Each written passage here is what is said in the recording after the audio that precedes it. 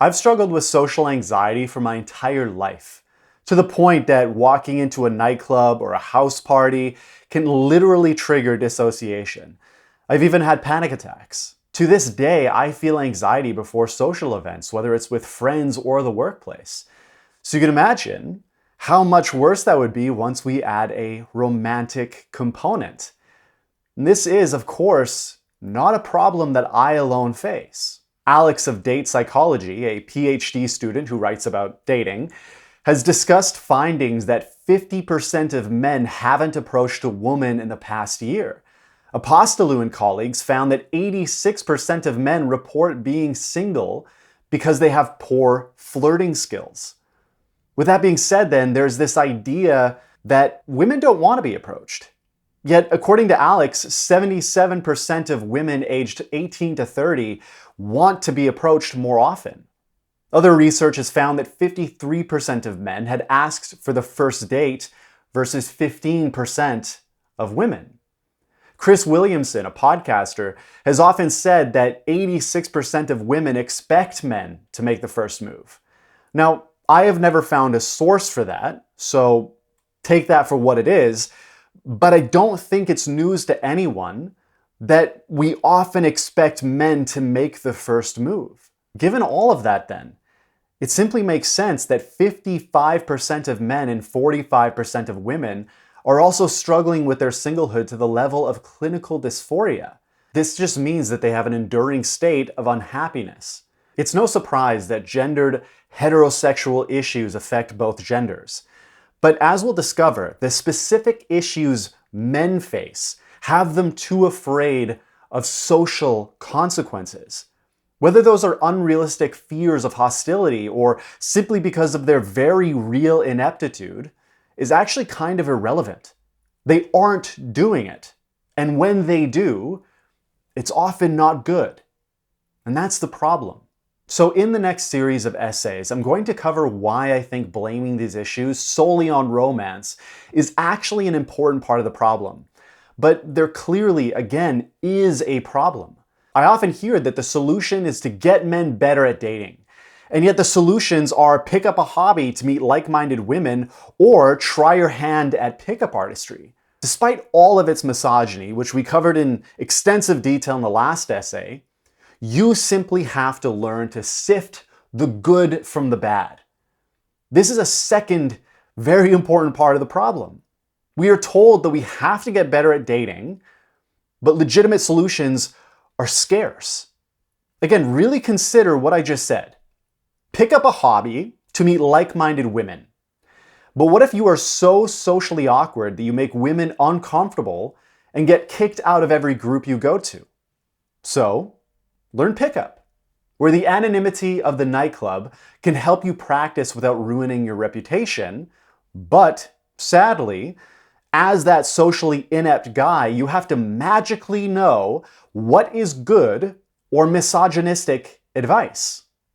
That'd be like telling an aspiring doctor to just figure it out himself by giving him a book with the latest medical science, but with dangerous and useless surgical techniques thrown in every so often.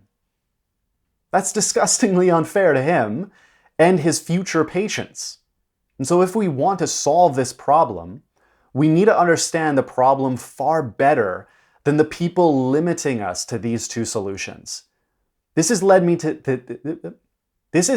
the series which you are at the beginning of, which I am calling Reconstructing Pickup Artistry.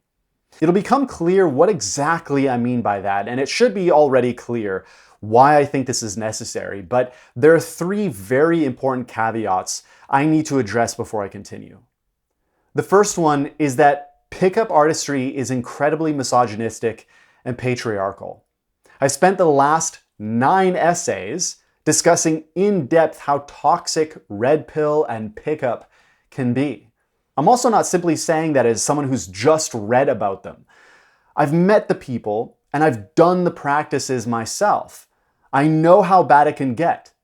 And so if you are skeptical, I understand, but please bear with me. I am also very open to additional perspectives because I know my own standpoint will limit what I can imagine in my efforts to make dating beneficial for everyone. So you are a participant in this by asking questions, coming up with criticisms, whatever the case may be. So I'm very open to other perspectives. But number two, my goal is not for men to sleep with hundreds upon hundreds of women. Okay, that's not my goal in reconstructing pickup artistry. I'm not a Puritan by any means. Have the sex life you want. But unfortunately, I think many men have that goal of conquest specifically because of a very toxic ideology. We'll get into all of that, trust me, but sex for me should never be casual, even if it is just a one-time thing, and it can be a one-time thing. But treating sex as a conquest, specifically, is to treat it as being beneath even casual. And so that leads me to number three. I believe the fundamental premise of pickup artistry is the following.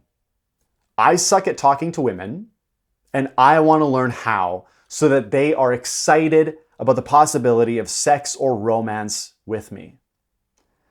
The next few essays, especially the third one, will address this specific point. So again, obviously, pickup goes very wrong from that fundamental premise, but it honestly shouldn't be a surprise that it does. In their analysis of sexual assault on a college campus, Doctors Hirsch and Kahn wrote the following, quote, "They have grown to physical maturity surrounded by a cacophony of messages about sex. Fear-based messages about the dangers of sex, incitements in popular culture to act and do and achieve, an internet filled with pornography, but often very little in the way of actual conversations. They've been told time and again what not to do. Don't get pregnant, don't get a girl pregnant, don't get HIV, and now don't assault anyone. And be careful about getting assaulted. They are pressed to consume, stressed, lonely, and insecure." End quote. It's simply undeniable that we need more education for both genders about how to do dating, sex, and romance in a way that makes it all fun. Our culture places huge demands on teens and young adults to develop as sexual beings, but we often expect them to do this completely on their own. Again, both genders are left behind in many ways, but I want to focus specifically on men and how people don't realize that they need education. Given the undeniability, though, that may seem like an odd statement. Don't people recognize that men need education? At least in my experience, I don't see people really understanding the depth of the education that men need. Remember that men are expected to make the first move. So just imagine the depth of responsibility that this places on their shoulders. Now, before I continue with that, if you like this video so far, please be sure to hit the like button and subscribe to the channel. I also have a Patreon where you can support the channel. You'll get monthly Q&As, early access to videos, and eventually other things like a book club. But I'm going to try to keep my content as free as possible because those are my values and I really want this content to be seen by as many people as possible. And so if you think this message is important, please just consider a subscription. So thank you so much for that. I really appreciate it. So getting back into the video, I want you to consider the creepy guy. This is the guy who doesn't get the hint that a woman isn't interested, who says things that make her feel uncomfortable, who just has like a creepy or weird vibe around him. For whatever reason, these men simply can't seem to get it. And by it, I do not necessarily mean sex. By it, I mean that they just don't seem to know what to do or how to be in order to make women comfortable, let alone attracted. I think that statement, "they just don't know what to do," really captures what I see as a fundamental misunderstanding in how we should approach these men. I think we tend to assume that creepy men are bad men with bad intentions, but often these guys simply don't know what they're doing.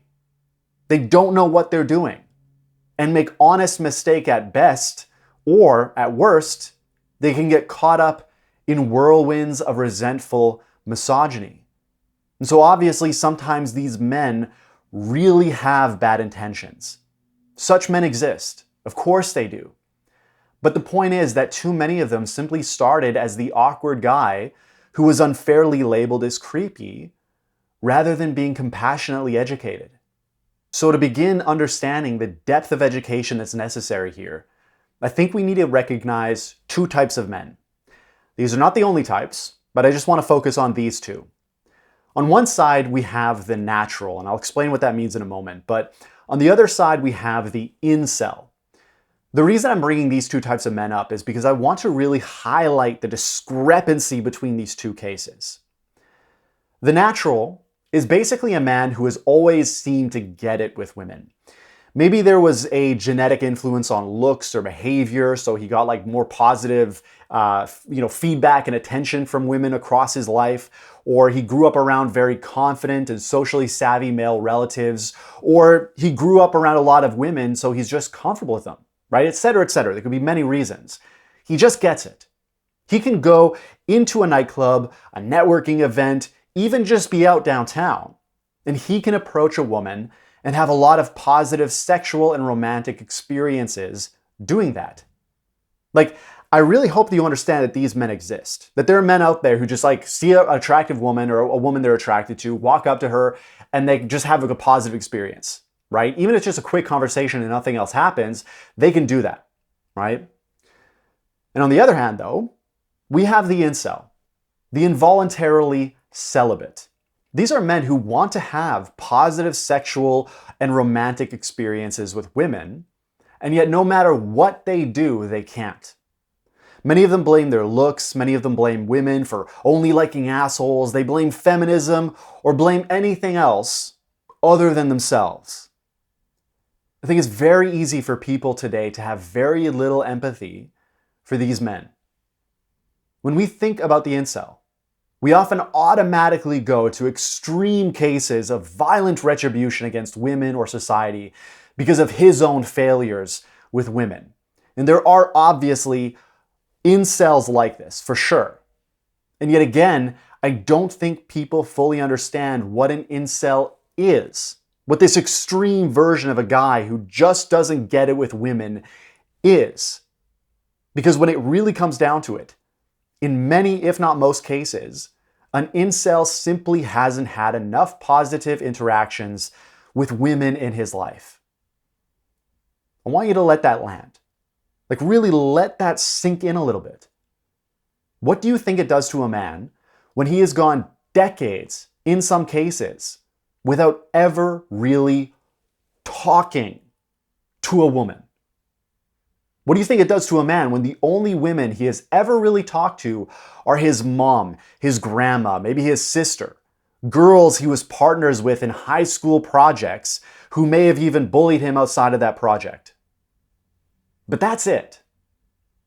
He's never had a legitimate romantic conversation with a woman in his entire life. Does this seem like a man who would ever know how to be sexual or romantic in a fun, respectful way? Now, throw him into a misogynistic society in which American Pie or porn are his teachers for how to be romantic. Is he likely to sink or swim?